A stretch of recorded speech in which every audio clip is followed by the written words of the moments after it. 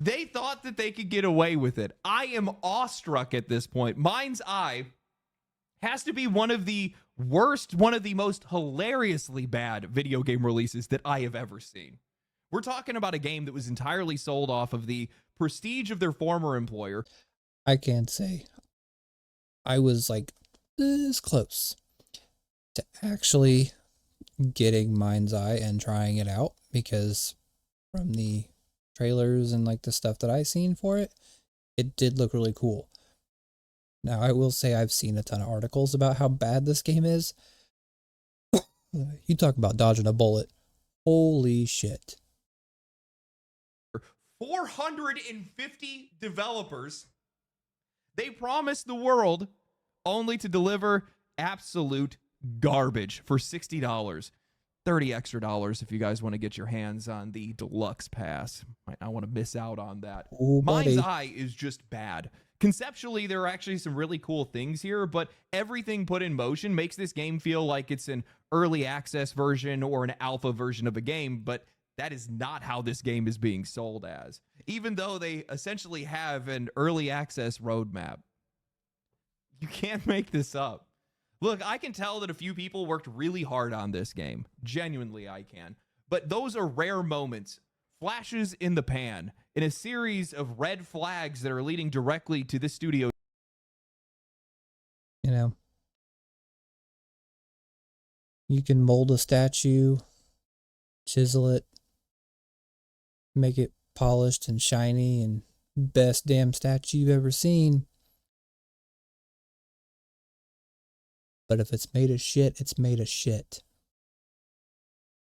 Closure in the next couple of months, if not weeks, to be honest with you.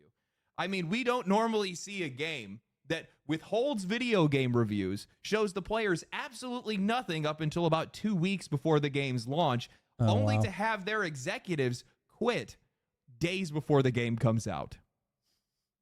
So today, I'm going to break down the hilariously chaotic development and release of Mindseye. I'm going to talk about my experience playing the game and why from now on, anytime we ever hear of a game that's being made by insert your favorite game developers here, I'd run. I knew absolutely nothing about Mindseye until just a few weeks ago. Then I found out that it was a game being made by a 450-person studio founded back in 2017, led by Leslie Benzies, the former president of Rockstar North, and I thought, well, that's odd that I haven't heard anything about this. A Grand Theft Auto competitor supposedly in development for years, and yet I'd never seen a trailer, a reveal, or even a headline. I only came across it because of some reporting that the game's co-CEO and lead developer had gone into their community Discord to claim that Mindseye was being targeted, that content creators and bots were mass disliking the trailer and trying to poison the conversation around the game, and suggesting that someone was paying. To be honest, just from looking at this, it looks like shit. Pretty sure I've seen PS2 or PS3 games that look better than that. Just saying. To sabotage it before launch. George Foster of The Gamer wrote about it in an article titled, "A Concerted Effort to Trash the Game. Mindseye lead thinks negative reception is coming from paid bots, seemingly blames Rockstar." Yes, the old-fashioned AAA developers slash mainstream media. If it's being flooded with something, it's gotta be a bot. It's gotta be fake. They say surely our game can't be that bad. Road ever since it was first announced, and it really wasn't helped by the lack of gameplay and information so close to release. Build a Rocket Boy tried to fix this recently with some previews from content creators and a new overview trailer, but the response hasn't been all that positive. Most of the recent showcases of Mindseye have been met with calls for it to be delayed due to bugs or filled with comments from people saying it looks off somehow. While it could just be because people aren't gelling with what they've seen so far, Builder Rocket Boy's co-CEO, Mark Gerhard, seems to think that the negative feedback is being paid for. As reported by Eurogamer, Gerhard took to Mindseye's Discord server to respond to a comment asking if he believed that all of the people who negatively reacted were financed by someone, which he agreed by saying 100%. After being called out for this, Gerhard said, "Not wild when it's true."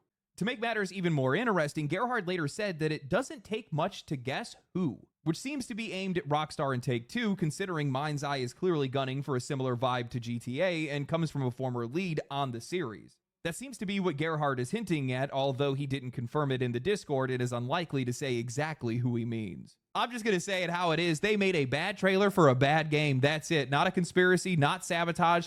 They were just trying to skirt accountability as quickly as they possibly can. You put out a product that was so mid it couldn't even survive a YouTube comment section. There is no world in which Rockstar is behind this. If they actually wanted to bury Mindseye, you'd see a lot more than a few thousand dislikes on a YouTube trailer. We're talking about one of the richest, most influential studios on the planet. 3,000 dislikes, some shitty comments, and a couple of content creators that are unimpressed. If they were coming after you, you wouldn't be able to blame it on a bad comment section. The reality is, Mindseye was being criticized because nobody knew what the hell it was, and it screamed scam.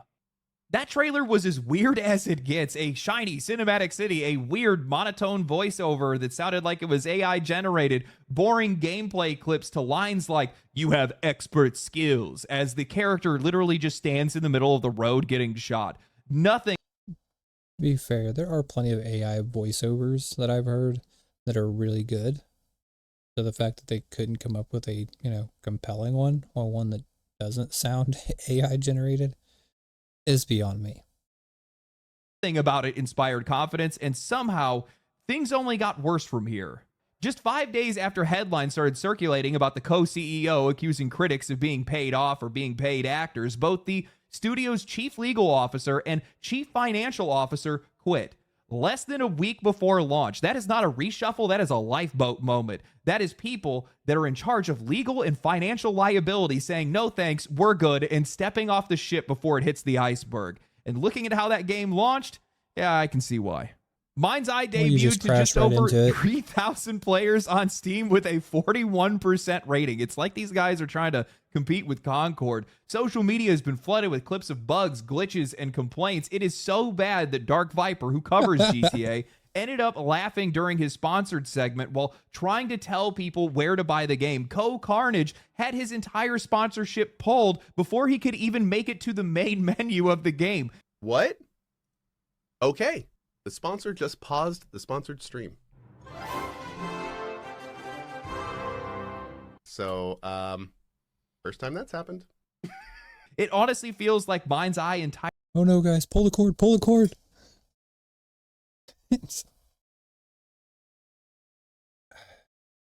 It's almost like they knew it was going to be bad, but they wanted a cash grab.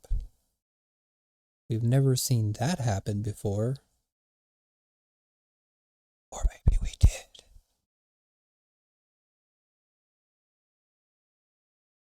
I don't know.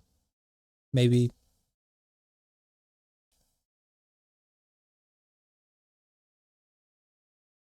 I don't know where I was going with that. Entire marketing push or their marketing campaign was just canceled last minute just to stop the bleeding and avoid any further embarrassment.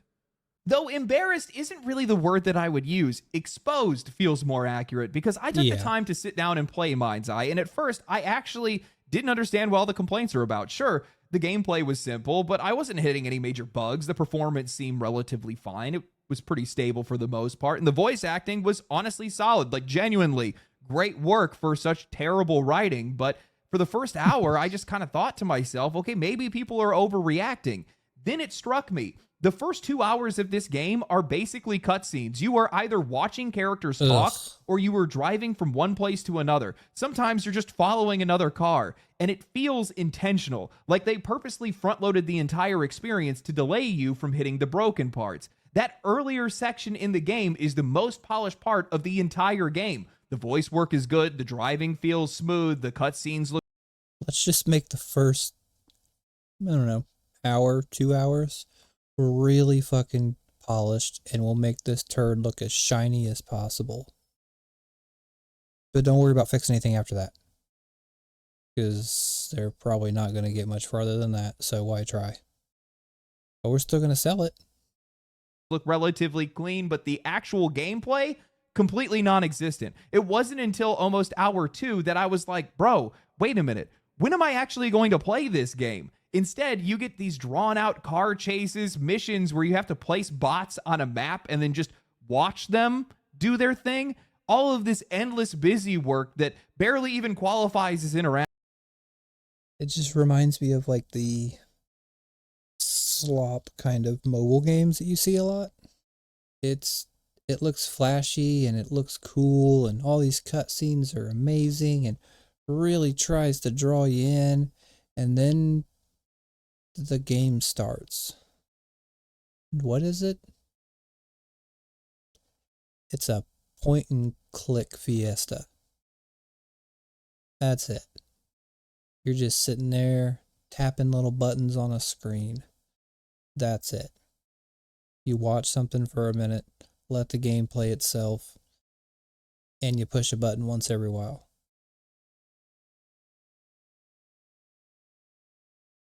This is the kind of stuff that you're going to start seeing a lot of, just because you're going to have newer companies or whatever.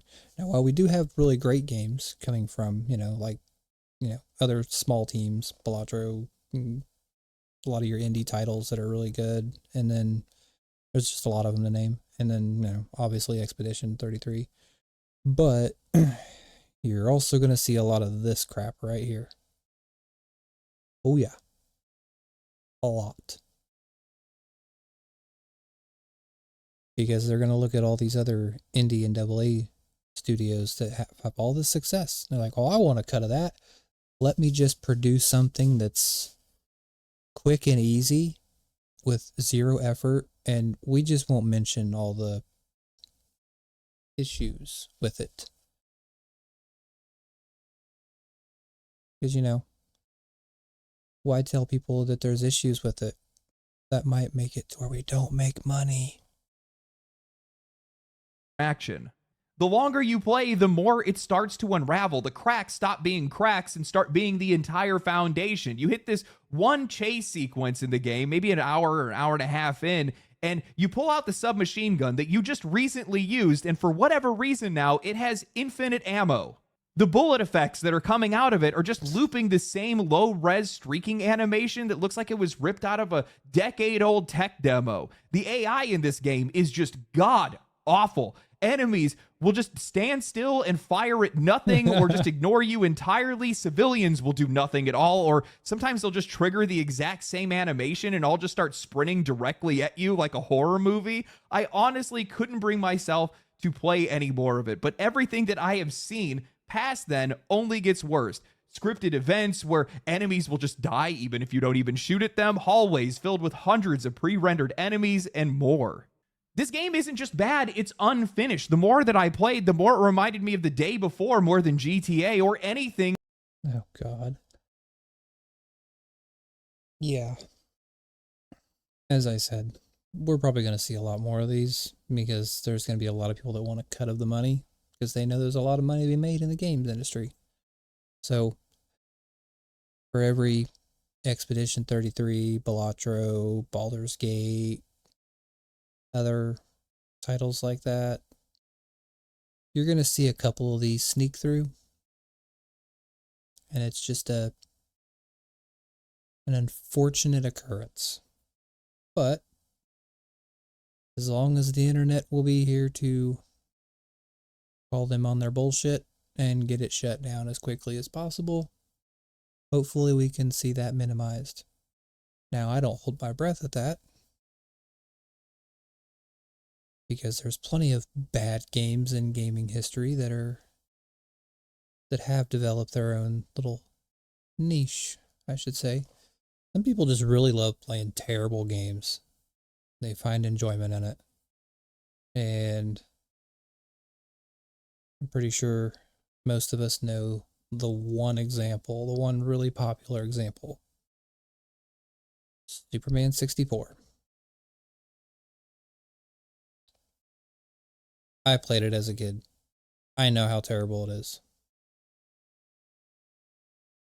I find no enjoyment out of playing god-awful bad games. even close to a polished full release, but that's exactly what they're selling it as. $60 and $30 for a premium pass. You don't put out any review copies, no gameplay. In my opinion, that's not mismanagement. It feels like these... This just looks like choppy as hell. I mean, just the movement itself is very janky. And I'm not gonna lie, looking at like these little chase scenes like this, my mind goes back to the original Metal Gear Solid 3. That had a better look to it and a better feel to it than this could ever have, because this just looks god awful. These guys have been deliberately trying to avoid anyone knowing about what this game was.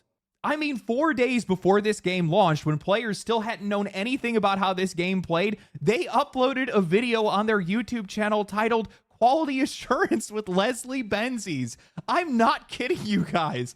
A game that breaks down in the first hour where nothing feels finished, and they made a promo video about QA. This is amazing.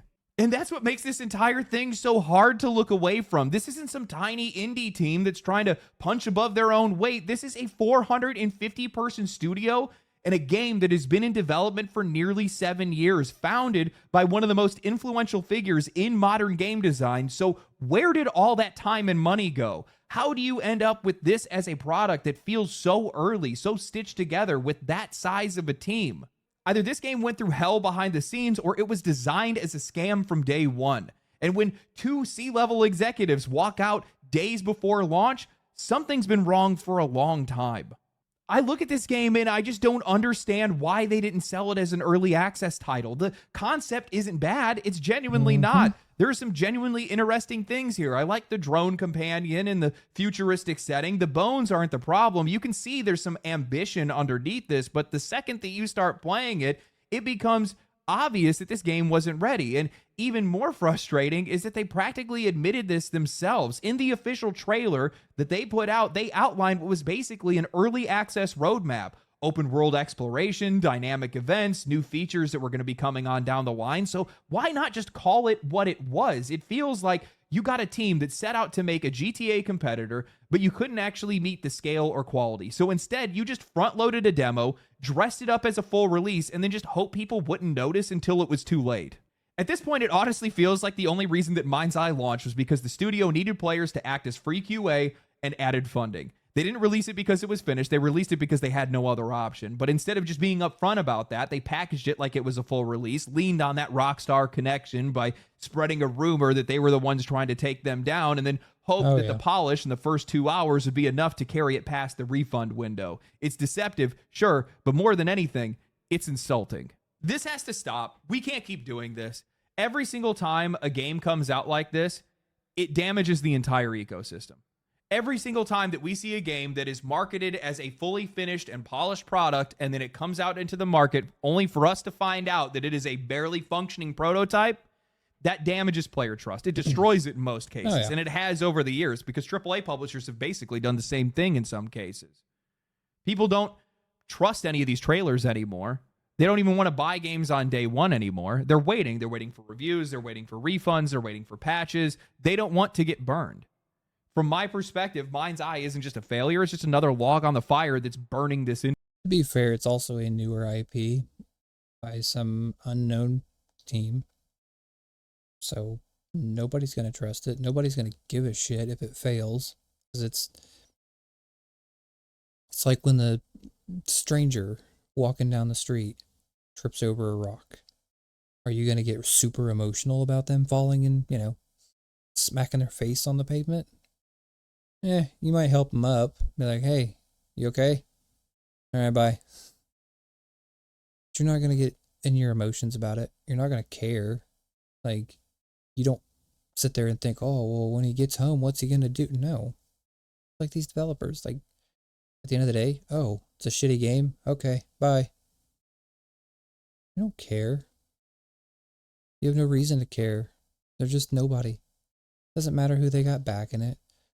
as soon as you say that, you know, it's got somebody from Rockstar, it's like, oh, it's trying to compete with GTA. They must want to make another GTA game.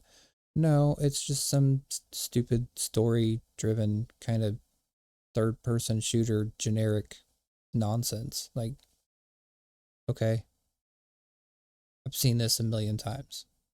I've seen a lot of these kind of games. Most of them, I don't even remember them. So, again, why should I care about this one? Well, you know what makes it different, and now we know what makes it different. It's a shit game. Industry right now. It's crazy because this is such a great candidate for early access. That's the one thing that just blows my mind with this. Why wouldn't you have packaged it like that? Because that's obviously what the game essentially is. You want to challenge a titan like Grand Theft Auto, you don't need to make it early access because you know exactly what you're shipping. You're shipping a really shiny turd. Nothing more, nothing less. It's a cash grab. you're going to need some obscene resources to be able to achieve that. You're going to need a lot of money, a lot of time. You're going to need a lot of player feedback. But they didn't go that route. No, they didn't. Instead, they wanted to charge $60, pretend like it was a fully finished game, give you a premium upgrade for $30. Disgusting. $30. Most of them are like, you know, an extra 10, 20 bucks maybe. I mean, that's pretty bold. 30 extra bucks for something nobody's ever fucking heard of until a couple weeks ago. Yeah.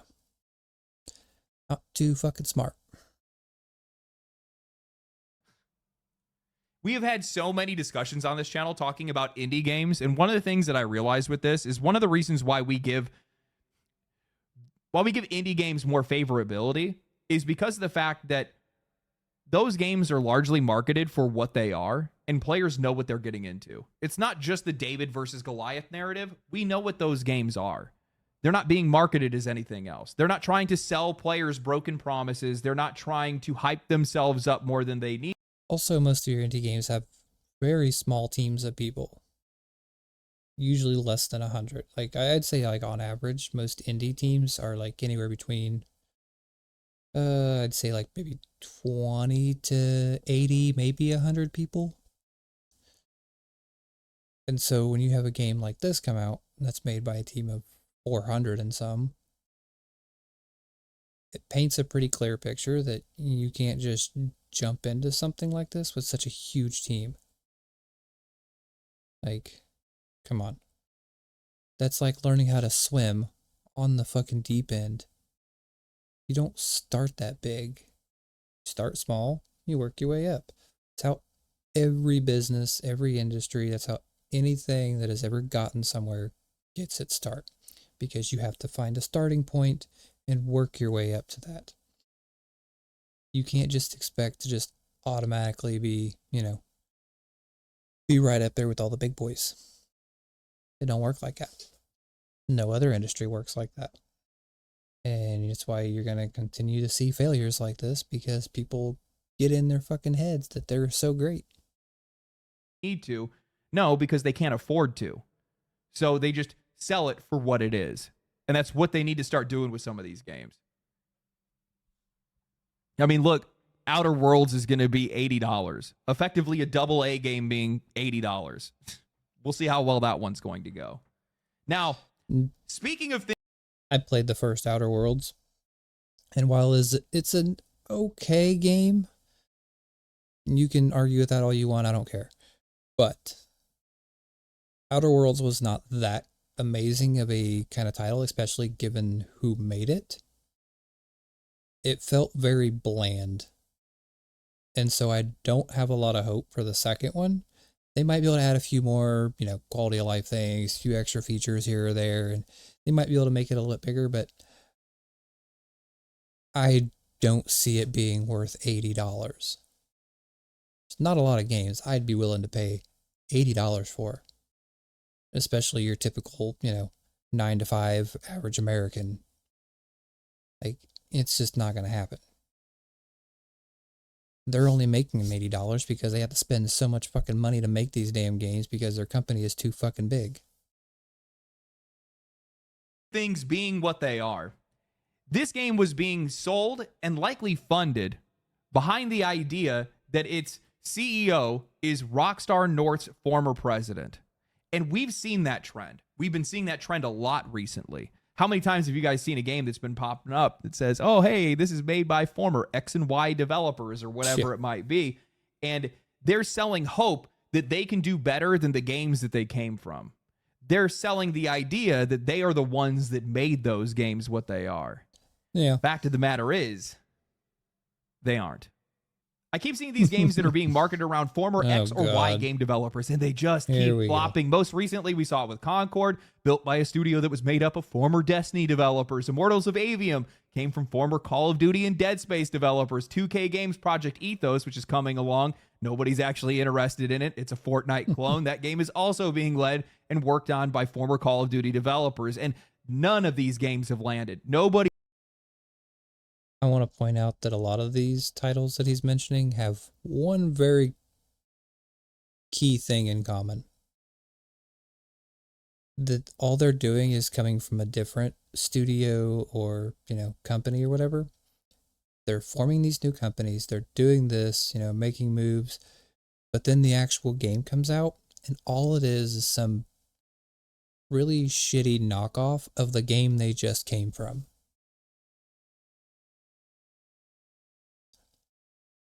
I'll let that sink in. Nobody's interested in them. The only real exception that I've seen in recent memory is Embark Studios, which is made up of former Battlefield developers from ICE, who launched The Finals, which is actually an incredible game, and now they have Arc Raiders, which is coming up, and I'm definitely excited for that. Now, I think there's a few reasons for this trend, but one of the big ones is how these studios rely on their names of their former... Wait. Is that just me? Wait. Okay, I think I saw it. God damn it. Come on, where was it? Come on. I know I saw it. God damn it. Give me just a minute. For that. God damn it. Now, I think there's a few reasons for this trend, but one of the big... Right here. Okay. There it is. You see that? Right there. You can tell it's intentionally downscaled by a lot. There is no real detail there. You see the ghost frames. Like, it's obvious there's ghost frames. And even like the... Oh my, that's so bad. What the fuck is that? This is what passes for AAA garbage. Let's find shortcuts around things like this. They'll never notice as long as we do it really quick.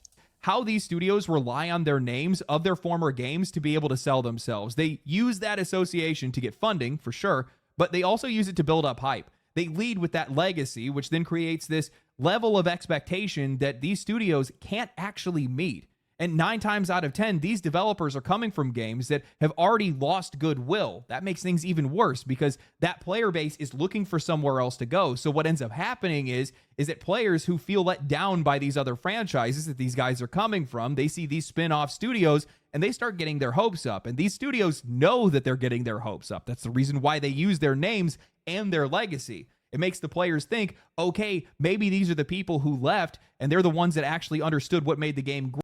No, they're the ones that left because they wanted more money and they can use their name as a way into the door. That's all that is. Most of these other, if you hear another startup studio or whatever say, oh, we were part of the team that made blah, blah, blah. Nah. Oh, hey, thanks for the follow. How's it going? But yeah, if you see people leaving a company and starting up a new one to make crap like this, be very afraid. Great, maybe they're the ones that can bring that feeling back. But most of the time it doesn't happen because these guys have set themselves up for failure. because now they're carrying the weight of an entire franchise without the infrastructure, budget, or the team that was there to support it in the first place. From Indiana. And they're expected to now deliver something that's even better than it. Take X-Defiant. That game was heavily marketed as being led by former Call of Duty developers, most notably Mark Rubin. That game had a lot of hype behind it, not because of what it showed off, but because of who was making it and what it could end up being. Don't just trust a game because it's made by XY developer. It's a terrible way to make a judgment call on a game. Just because the game was being run by Bobby Kotick doesn't mean I'm going to buy it. Although that's, I don't know. Maybe that's a terrible analogy, but A lot of people wanted it to be the Call of Duty killer. That was the constant phrase that was passed around. And yet that game, when it launched, it was riddled with issues and it failed to meet expectations. A lot of that comes down to the brutal gap between marketing promises and what these teams can actually deliver. The pitch was always a dream, a spiritual successor, a return to form, a game for the fans. But that dream, once it actually gets put into code with all the constraints of a smaller budget, less experienced developers, and a shorter timeline, rarely holds up. And I think there's a much more practical problem here as well, which is just money. Most of these developers are... Yeah, see, and that's the thing, though. It's just a pitch. I could sell you a really shiny turd as long as I'm good with my words and know how to lie out my ass. That's all a pitch is. Leaving these massive, fully funded, well-oiled machines to go and join either brand new studios or smaller divisions inside of larger publishers. They go from having hundreds of engineers and specialists to small, scrappy teams that are trying to reinvent the wheel with fewer tools. In Rubin's case, he went from Activision, one of the most aggressively resourced publishers in the entire world, to Ubisoft, which, despite its major name, simply does not have the same financial firepower to be able to throw at a single shooter. Rubin himself has been transparent about... You don't need a bunch of finances to make a really good game. I mean, indie games have shown us that. AA studios have shown us that. They have much, much lower budgets and pump out way better games. So the fact that, all these AAA developers saying, well, we just don't have enough money, we need more investors, da-da-da-da. No, that's not what it is.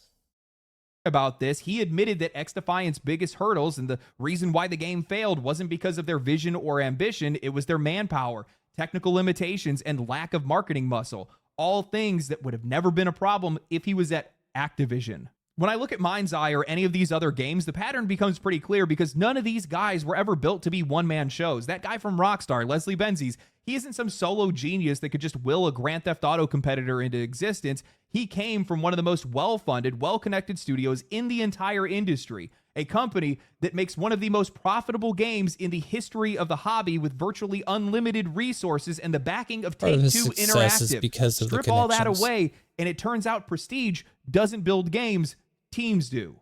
We've seen this happen over and over again. Talented developers leave a big-name studio, start something new, and they just can't replicate what they were once a part of. Not because they're frauds or incapable, but because game development is creative, collaborative, and incredibly messy. It's like being in a band. You can have a great drummer or a killer guitarist, but the minute that band breaks up, the magic doesn't always carry over to the next one. Sometimes it was the combination of things that made things work. And in game development, there are a very few amount of Dave Grohl. There's even a lot of cases where it's just a matter of certain teams of people. They just happen to get really, really lucky. Like, pieces kind of like fall in their favor. That are out there who can walk from one legendary project and then just go build another one from scratch. I think the worst part of this trend is actually the financial side of it because it works against everybody. When somebody like Leslie Benzies starts a studio, it's not just going to be the name that attracts the funding, it's also going to be the pitch. Former Rockstar president making a turn-based fantasy RPG, they're just going to sleep, but former Rockstar president making a Grand Theft Auto competitor, that's not just interesting, that is irresistible, because if you're an investor and you hear those words in the same sentence, your mind immediately goes to making billions of dollars. Keep in mind, Grand Theft Auto 5 didn't just sell well, it became one of the most profitable pieces of entertainment in history. So when somebody tied to that success says that they want to take a shot at the throne, well, people are going to start lining up to throw money at it. A couple $100 million starts to sound like a reasonable investment if there's a slim chance of being able to pull off something that even lives in the same orbit. But the problem is, and I think we can really see this with Mindseye, is that kind of pitch then locks you into a very narrow outcome. Now that game has to look like a blockbuster. It has to be competitive with one of the biggest franchises in the world, or at least look convincing enough to appear like it could be. That's where the pressure starts to twist the entire development process, because now you've taken hundreds of millions of dollars in funding based on the promise of this being the next GTA or something like it, and there's no walking back from that. You can't pivot. You can't downscope that game. You've already sold the dream, and people backing you aren't expecting a respectable AA hit. They're expecting a cultural phenomenon. That financial pressure, as well as the expectations that they built up over time, doesn't just shape the marketing, it starts to shape the game itself, because now the most important thing to these guys isn't how the game plays or whether or not it's even remotely ready for launch. It's about how it looks. It needs to look expensive. It needs to look next gen. You start chasing spectacle over systems, and graphics take a priority over gameplay. Fidelity takes a priority over function. You're not building a game anymore. You're starting to build a trailer, something that you can chop up into 90-second montages that look just convincing enough to pass as a blockbuster in the making. And this is where things really fall apart, especially for a game like Mindseye, because those visual benchmarks eat up massive amounts of time and money. You spend years polishing cityscapes, cinematic lighting, detailed facial rigs, while the mechanics go completely untouched. Core systems get underdeveloped, bugs end up piling up, and gameplay loops remain. Yeah, because it's the old adage, just, make the turd as shiny as possible. Did you use turtle wax? Does it have a shine? Does it have a glisten? Does the sun beat right off of it? Okay, as long as it looks pretty, we can fabricate a trailer, make the trailer look really shiny, and then we make money. These people don't want to make a good game. They just want to print money. That's all it is. And I know that game journalism doesn't do that any favors, because most of these game journalists are paid to make a good review. And, all these other outlets or whatever, they try to push some critic review. And all you got to do is look at Metacritic and look at critic reviews versus user scores or user reviews. And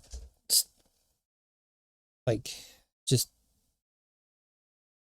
your audience tells the real story, not the critics and not your journalists. Shallow because nobody has had the time or resources to be able to even try to refine them. The visuals will sell a fantasy, but the game underneath it doesn't actually work, and you're in too deep to be able to even try to fix it. So instead of pulling back and showing where things are actually at, these studios, like with Mindseye, will just double down. They'll withhold gameplay, they'll avoid transparency, they'll rehearse every single preview, carefully select every single asset, and stall on open communication, because the moment that people start to see the cracks, the entire illusion breaks. And once you understand how these financial pressures, as well as these expectations, start to shape their development, it stops looking like incompetence and it starts looking like an inevitability. These games aren't just broken, they're built on the wrong priorities, not because the developers didn't care, but because they were never building for the players in the first place. They were building for investors and hoping the rest of it would just sort itself out later. There you go. And I think that's the most damning part and likely the cause of most of their issues, because with a lot of these games... And see, a lot of these developers, they're not... How do I put this? They're not trying to appease the players, even though players and their customers are the ones that pay their paycheck, or support their paycheck anyways. They're looking at the investors. What makes the investors want to throw money at me? Is it shiny and convincing enough for them to give us some money? Okay, let's do that. Who cares about a good game? Who cares if it's got gameplay? Who cares if it plays like shit? As long as it looks pretty, investors are throwing money at us. The players might not throw any money at us, but that's okay. Just the way it is. Games that we would like to refer to as investor-led, and you guys know exactly what kind of games that I'm talking about. More times than not, they're actually coming from already established studios or publishers, and usually from franchises that are already recognizable to begin with. So they already have a player base to be able to fall back on. They already have some revenue that's likely coming in, and also on top of that, they likely also have a little bit of greatness that's still tucked away, at least in the original concept. But with these new studios, like we see with Mindseye, led by former prestigious developers, but they just become a microcosm for the best example of what happens when you're not making a game for the players, and instead the entire project is based around your investors or being able to get funding or whatever else it might be. I mean, I was looking through the history of the company, and they were hiring blockchain guys, and there were some rumblings in the background, a couple of articles that I read where they had talked about how this game and likely another game were meant to be either NFT or crypto games, which they obviously backed off from. But the problem is with stuff like that, it's a cancer. I don't think they truly backed off of it. I think this was supposed to be just a way to funnel some money into something like that, or funnel money into a different type of project under the hood. That might sound kind of tinfoil hat of me, but I wouldn't put it past some of these companies to try to, use some shit game as a way to funnel money into something else. There's tons of companies that do similar things all the time as just, shady business practice. It's already tainted the studio. It's already tainted the games, and those games always fail. They're always a problem. And even if you take that element out, the remnants are still there because you started that project for all the wrong reasons. I said this a long time ago. You can't say NFT game without saying NFT first. And that's the first thing that comes to mind when they're making those games, not you. Yep. Made by former X or Y developer is just such a red flag now. And I didn't realize it until I started making this video, because it is all based on investor funding. If you take a minute to think about it, all they are doing is selling you the idea, as well as the investor, that they're going to make a game better than the game that they came from. And that's what everybody is hoping every single time that this goes on. I mean, look at some of the names that we constantly see used. Destiny, Call of Duty, Blizzard, BioWare. It's all former developers from studios that have already burned their audiences. So they know that the players are hungry for something else. But those studios have also made oodles of money off of the franchises that these guys are coming from. So either you have investors that are like, oh, we're about to hit it big right now. They're about to make the next Fortnite. They're about to make the next Call of Duty. They're about to make the next Grand Theft Auto. It's tantalizing for players and it's tantalizing for investors, but it's all selling a lie every single time. I guess not every single time, but pretty much every single time. There's no future for this game. I want to make that clear. There's zero future for this game. I saw a couple of people that were talking about No Man's Sky or Cyberpunk 2077, but the problem is a lot of people don't realize those games had a few things that this game doesn't have, which is one, hype. This game had no hype. It walked out of the gate and absolutely flopped. Two, it doesn't have any money. Those games already had people's money. So there was a reason for them to improve those games. There was a reason for them to try to repair their reputation, because either they were a studio that was just starting out or had, somewhat of a good reputation, or they just wanted to make good. Like No Man's Sky was just quite literally, we just wanted to make a good game, but just didn't have the time to. Cyberpunk was more of, repairing their reputation for the future more than anything else. But, seeing those executives leave, I'm telling you right now, I give this studio maybe a couple months, couple weeks. That's probably about it. This game is cooked. This is a bad one. Anyway, hope you guys enjoyed the video. If you guys did enjoy the video, subscribe to the channel, like the video, share the video, follow me on Twitter. Follow me on, why did I say it like that? Follow me on Twitch. I'll catch you guys in the next one. Stay cool, stay righteous, stay safe.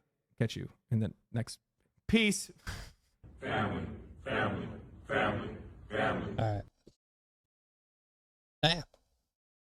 Stellar Blade. Shut up for a minute. Okay. Yeah, that was a good video. I always like his videos. So yeah, I mean, I've been seeing stuff about Mindseye. I haven't touched it yet. Was going to until I started seeing all the crap about it. Dodged a bullet there. But it doesn't surprise me to see another company try to push out, some kind of slop nonsense just to make a quick buck. And that's really all it is. Yeah. Just another company trying to make a bunch of money off of, what do you want to call it? I guess lack of information, really. I don't really know what else to call it, but yeah. Yeah, no, it doesn't surprise me in the least. So, but yeah, I'll go ahead and link his video. so hard. Shut up for a minute. Okay. So, but yeah, I'll link the video. You guys can check it out for yourselves or give it a like, whatever.